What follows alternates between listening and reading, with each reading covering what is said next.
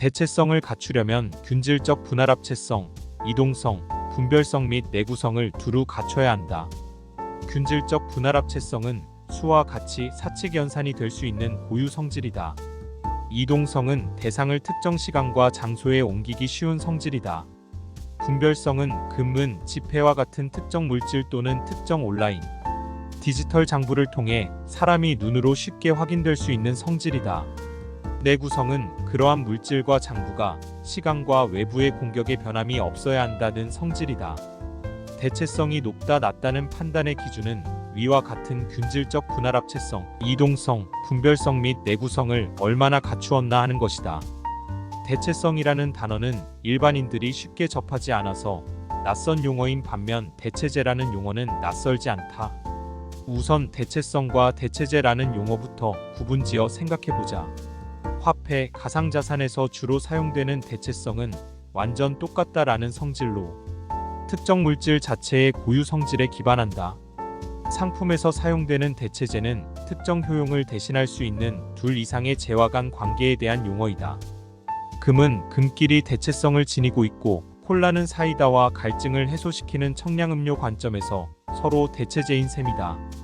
금은 금끼리 대체성을 지니는 것처럼 동일한 물질 간 대체성을 띈다는 것은 당연한 말이 아닌가? 라는 질문이 있을 수 있다. 하지만 금, 은과 같이 원소 단위로 일컫는 물질이 아닌 여러 원소들이 섞인 물질은 환경에 따라 균질성과 분별성을 유지하기 어려워 대체성을 쉽게 가질 수 없고, 철과 같이 물과 결합 시 부식이 되는 원소들은 내구성 관점에서도 대체성이 높다고 볼 수 없다.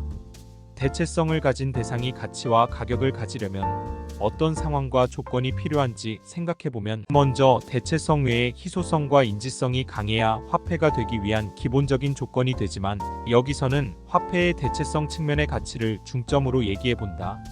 먼저 역사적으로 대체성이 큰 대상은 교환, 매개체 및 가치 저장 역할을 하는 화폐로 발전되어 왔듯이 대체성을 가장 필요로 하는 곳은 화폐이다.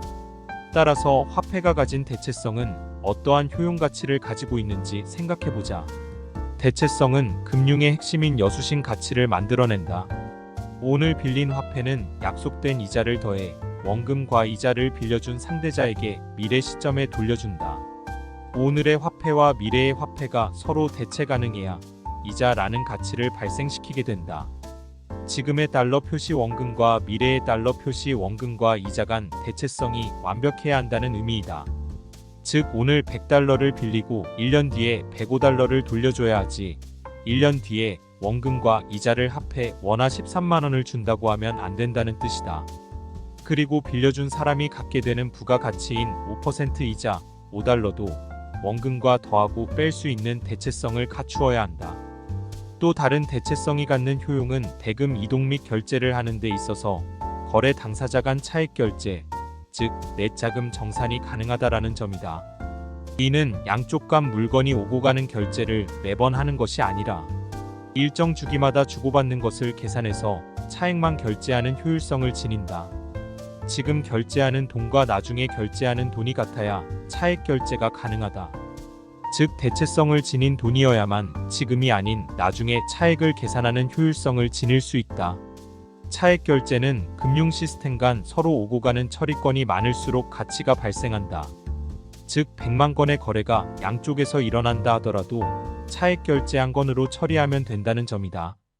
차액 결제는 엄청나게 많은 금융기관, 금융서비스 업체들이 등장하더라도 결제의 복잡성을 극단적으로 줄여주는 효율성을 가져다 준다.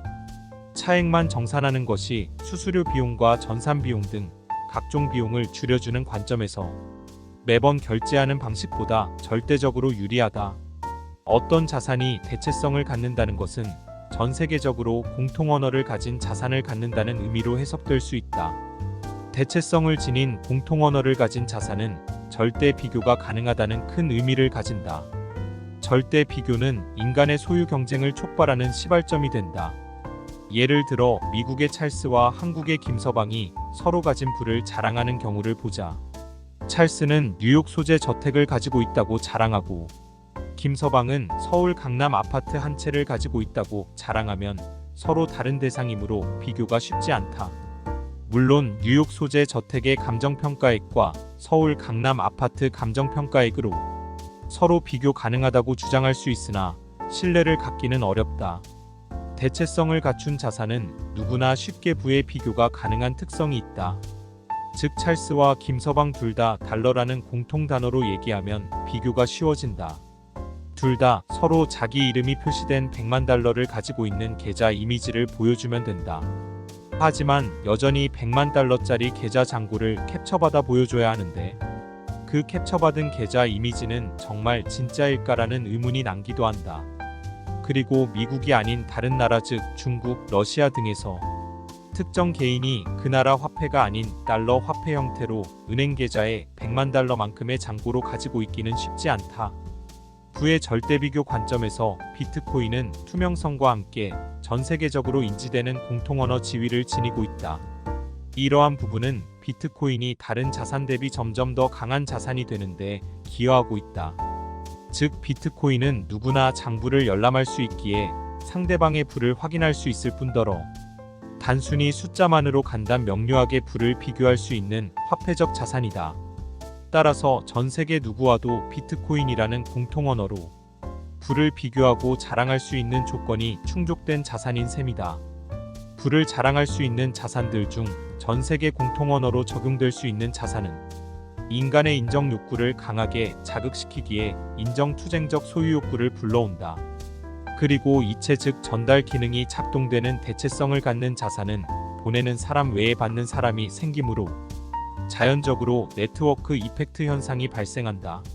전체적으로 요약하면 대체성을 가진 자산의 효용을 살펴보았고 대체성을 지닌 강한 부를 뜻하는 자산은 인간의 인정투쟁을 자극시키게 된다. 이러한 인정투쟁적 소유욕은 주위의 자산들로부터 인정욕구적 가치를 토네이도처럼 빨아들일 가능성이 크기에 다른 자산들을 비트코인으로 대체하려는 수요가 함께 증가하게 될 것이다. 이러한 현상은 비트코인 중력장 또는 비트코인 블랙홀이라고 비유될 정도로 다른 자산 대신에 비트코인으로 수요가 몰리는 강력한 힘을 가질 수도 있을 거라는 상상을 해본다.